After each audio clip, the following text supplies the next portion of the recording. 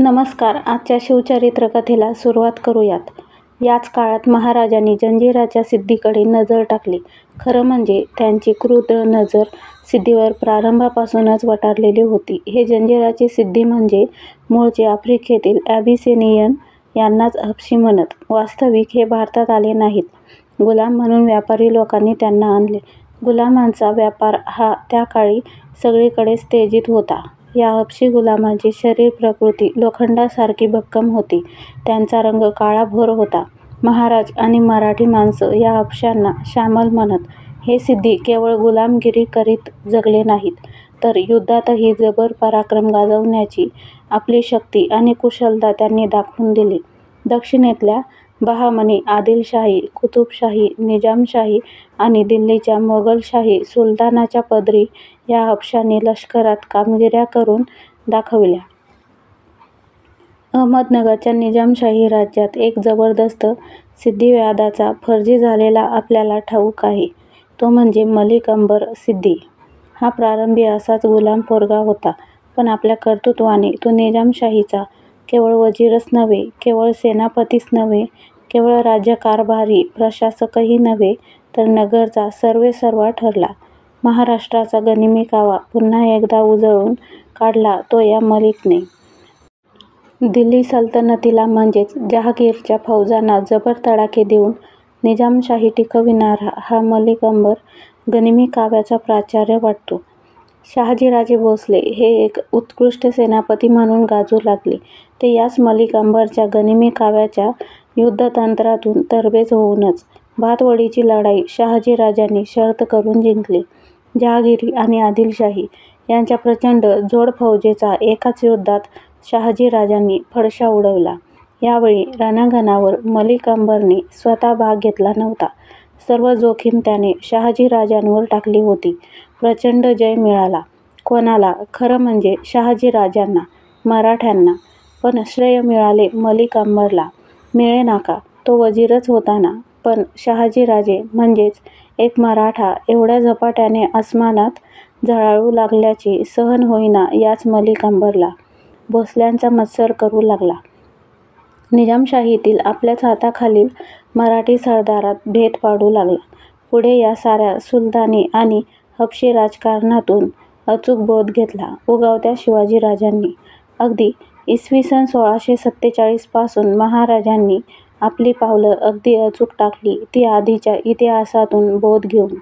एक निष्कर्ष महाराजांचा नक्कीच होता की हे सिद्धी बेभरवशाचे आहेत. मुरुडच्या सागरी किनाऱ्याजवळ बेटावर असलेला जंजिरा अशाच सिद्धी हबश्यांच्या पूर्ण स्वतंत्र सत्तेखाली होता. हे हबशी कामापुरते स्वतःला निजामशाहीचे किंवा जरूर तेव्हा दिल्ली बादशहाचेही सेवक म्हणवून घेत, पण जंजिऱ्याच्या सिद्धीची प्रवृत्ती पूर्णपणे सार्वभौम महत्त्वाकांक्षेची होती. एका बेटावरती असलेलं तळहाताएवढं हे हबशी राज्य विलक्षण चिकाटीने आणि क्रूर जरबेने त्यांनी सांभाळलं होतं.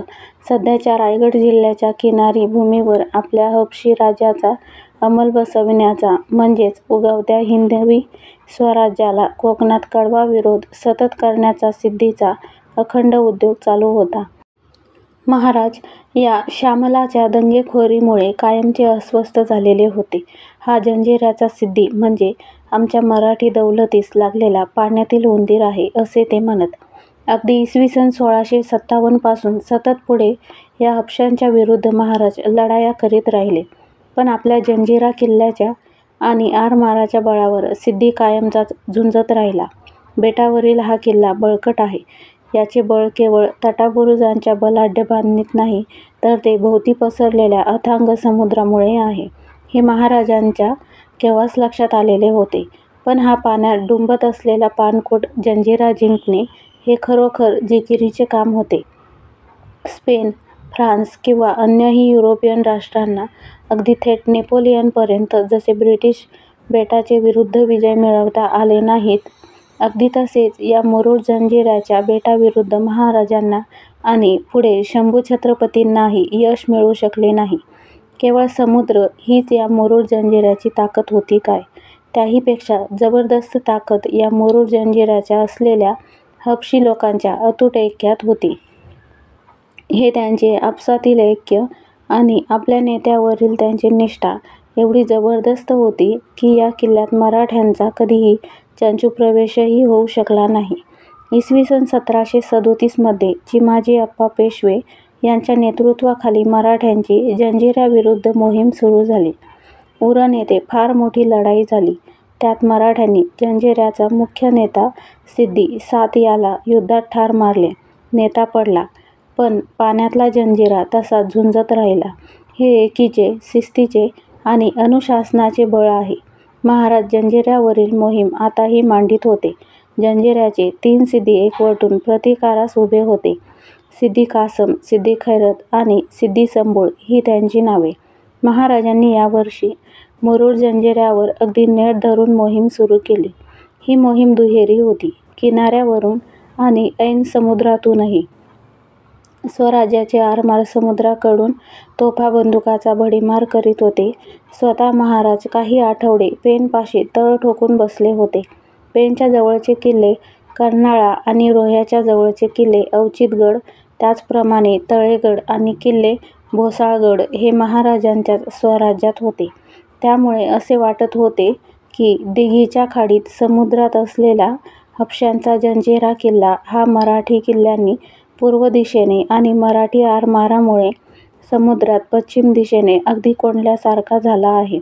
फक्त नेट धरून सतत जंजिऱ्यावर मारा केला तर जंजिऱ्याला अन्नधान्य पुरवठा आणि युद्धसाहित्याचा पुरवठा कुठूनही होणार नाही. त्यांची पूर्ण नाकेबंदी होईल. अन तशी मराठ्यांनी केलीच. वेंटाजी भाटकर, मायनाक भंडारी, तुकोजी आंग्रे, लायजी कोळी, सर पाटील दर्या सारंग आणि दौलत खान ही मराठी सरदार मंडळी आणि आरमारी मंडळी अगदी असाच सर्व बाजूंनी जंजिऱ्याला गळफास टाकून बसली. महाराज अन्य राजकीय मनसुब्यासाठी रायगडास गेले. ही मोहीम प्रत्यक्ष महाराज चालवितच नव्हते. ती चालवित होते हे सगळे मराठी सरदार आणि खरोखर या सैन्याने जंजिऱ्यास जेरीस आणले. जंजिऱ्याची अवस्था व्याकुळ झाली.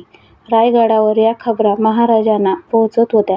असे वाटत होतं की एक दिवस ही लंका आपल्याला मिळाली आणि जंजिऱ्यावर भगवा झेंडा लागला अशी खबर गडावर येणार.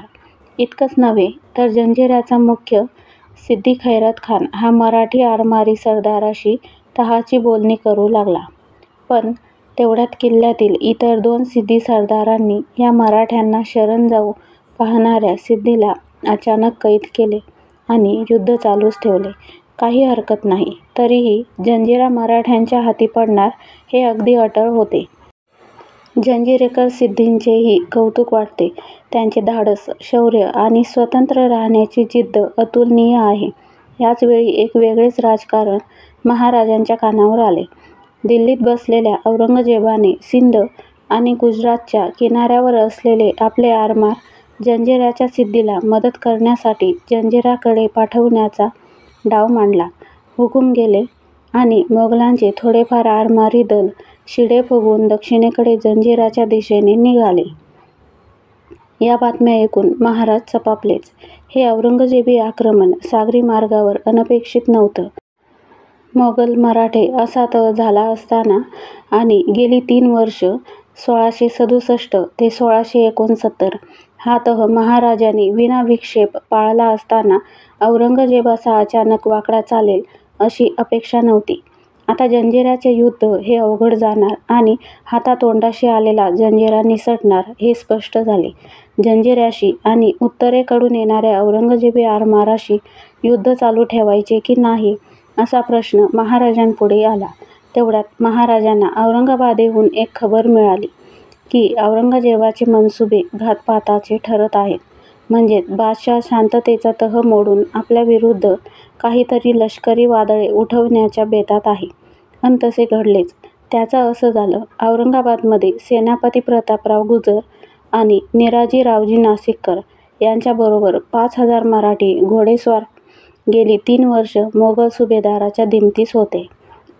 हे कसे काय? आग्र्यास जाण्यापूर्वी जो पुरंदरचा तह झाला त्यात एक कलम असे होते की शिवाजीराजांचे पुत्र संभाजीराजे भोसले यांच्या नावाने बादशहाने 5000ची मनसब द्यावी.